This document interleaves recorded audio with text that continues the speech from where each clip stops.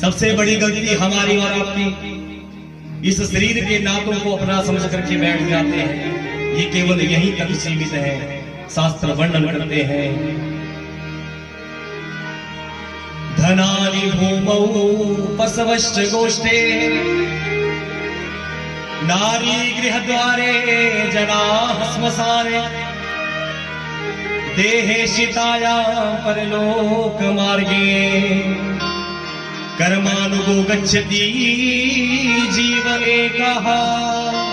सुनो कथा का अंतिम पड़ाव, सुनो इस श्लोक में कितनी ज्ञान की बातें छुपी हैं। ये जो मैंने अभी कही श्लोक, धनानि भूमौ पशवश्च गोष्ठे, जितना भी धन हमने कमाया होगा पूरा जीवन भर एन एन प्रकारेण से, साम दाम दंड वेद से, सबका सब कहां पड़ा रह जाएगा? यही बैंकों में, भूमि पर। पशवश्च गोष्ठे, पशु भी कहां बंधे रह जाएंगे?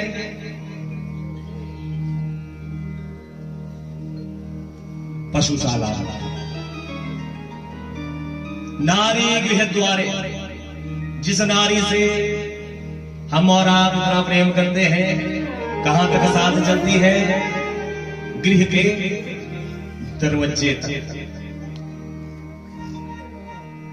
जनाः श्मशाने, जिनको हम कहते हैं कि ये मेरे मित्र हैं, ये मेरे मित्र हैं, सगे संबंधी हैं, कहां तक साथ ले जाते हैं? बोलो, शमशान, जनाः शमशाने। और जिस शरीर को हमने पूरा जीवन भर इतना सजाया, महकाया, बढ़िया बढ़िया सेंट लगाए, इत्र लगाया, बढ़िया बढ़िया बालों में कलर करवाया, बालों को स्ट्रेट करवाया, देहे चिताया, वो शरीर भी कहां तक साथ चलता है? चिता तक। देहे चिताया परलोक मार्गे, कर्मानुगो गच्छति जीव एका। और उससे आगे शरीर भी कहां तक गया? चिता तक। शरीर को जलाया गया, उसके बाद क्या गया? जो भी कर्म, कर्मानुगो गच्छति जीव एका। कर्म माने ये दिव्य सत्कर्म किए होंगे, अगर जीवन में भगवान की कथाओं का श्रवण किया होगा, व्रत उद्यापनों का चिंतन, इतने सत्कर्म है अगर किए होंगे, वही पुण्य हमारे साथ जाएगा। संत भी वर्णन करते हैं कि इससे तो आगे भजन ही है साथी, भजन के बिना कैसे करेगा? उदाहरण से समझो, किसी घर में एक बेटी का जन्म हुआ, ठीक है? वो बेटी धीरे धीरे बड़ी होने लगी, जवान अवस्था में आ गई। अब एक दिन ऐसा आया कि बेटी का विवाह निश्चित हो गया। विवाह से पहले जो पिताजी ने कुछ भी कमाया, संपत्ति, कार, बंगला, जो मर्जी कमाया, उसी को क्या कहती है कि ये हमारा है, ठीक है? पर जैसे ही विवाह संपन्न हो गया, कहां चली गई? बोलो बोलो, कहां गई? ससुराल। ससुराल जब गई तो सब कुछ बदल गया। अब जो जिस घर को अपना कहती थी वो क्या बन गया? मायका। और जहां गई वो क्या बना? ससुराल।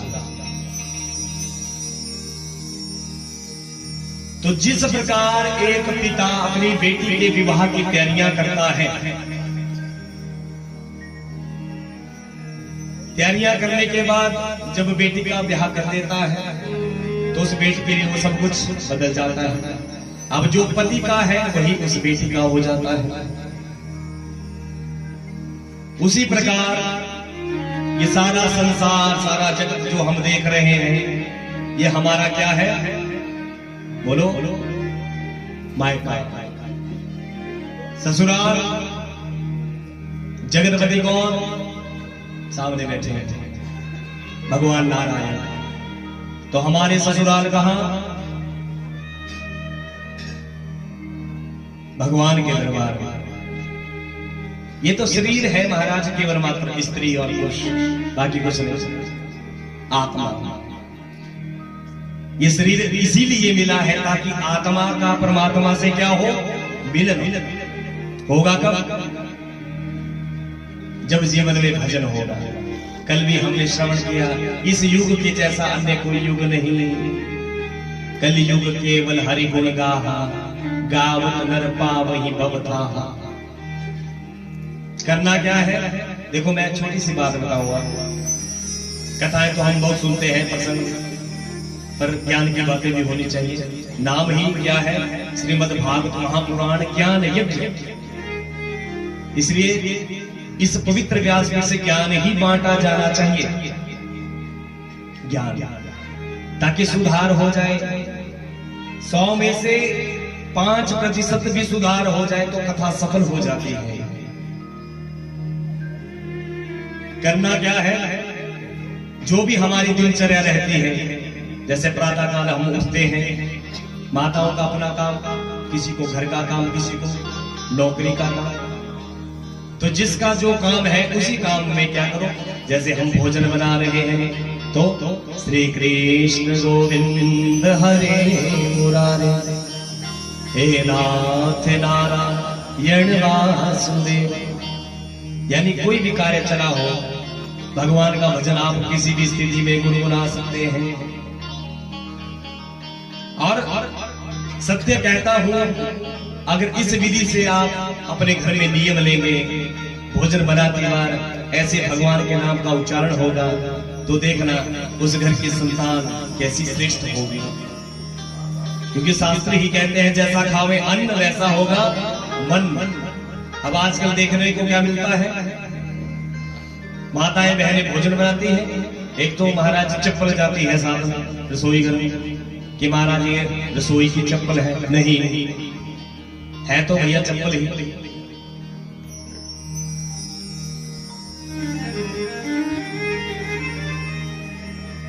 हम बढ़िया महंगे महंगे क्या करते हैं?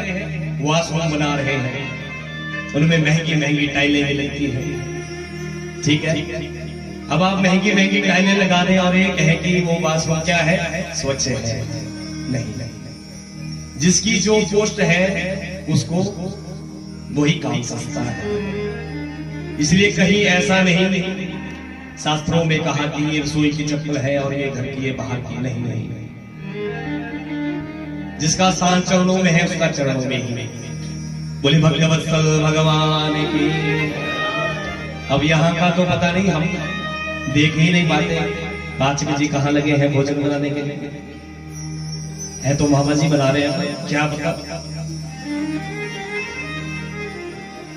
देखो कथा से ज्ञान करना, जब भी हम भोजन बनाए इतने प्रेम से बनाए, पैरों में कोई चप्पल जूता नहीं होना चाहिए। उस भोजन का कोई भगवान को नैवेद्य नहीं लग सकता।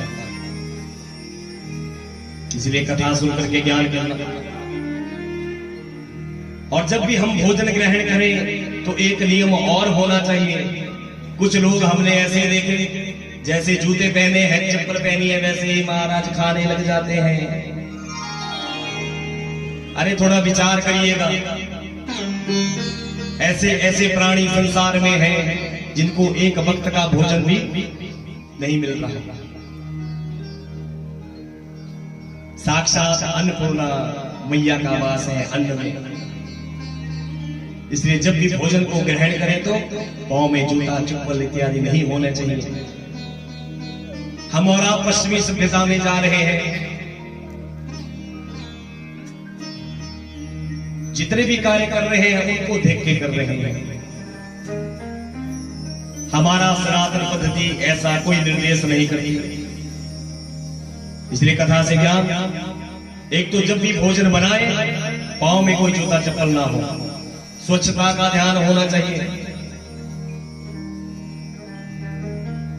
और जब भोजन ग्रहण करें तो सबसे पहले हाथ जोड़ करके प्रणाम करें, जय जगन्नाथ, जय सिया राम, कुछ भी कि आपकी कृपा से प्रभु हमें यह भोजन मिल रहा है, प्रसाद मिल रहा है। इसलिए कहने का भाव सिर्फ इतना कि भोजन का हमारे जीवन में बहुत प्रभाव पड़ता है।